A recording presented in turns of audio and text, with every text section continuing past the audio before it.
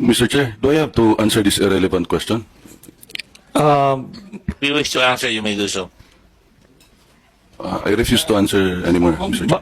Bakit yun nire-refuse? Wala namang... It's up to us to determine what is relevant or Because, not. Mr. Chair, this is not part of the inquiry. Well, I will tell you kung paano magiging ano yan. I will drive at that point later.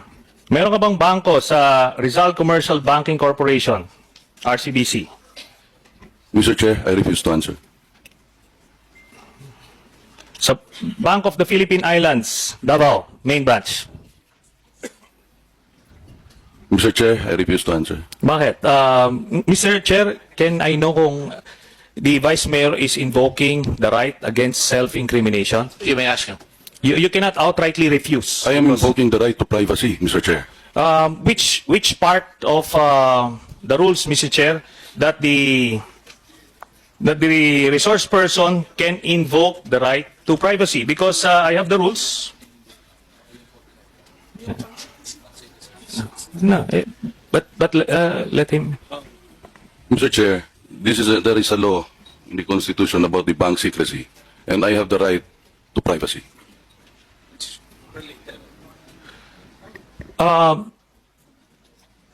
Mr. Chairman, according to Section 19 of the rules, no person can refuse to testify or be placed under oath or affirmation or answer questions before an incriminatory question is asked. So, apparently the basis that he raised is not included in our rules, Mr. Chairman.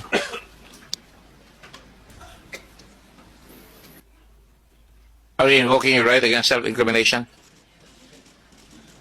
Yes, Your Honor.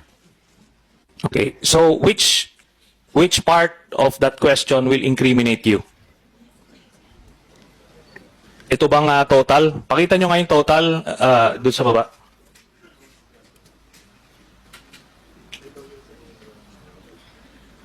Itong total na 104 million dito sa mga accounts ninyo. Kasi ang nakalagay dito, ang total ng mga deposits mo as of 2015 November, I'm sure lumaki na yan kasi may Davao Group na eh. So, anong masasabi mo dyan? I refuse to answer, Mr. Chair. Okay.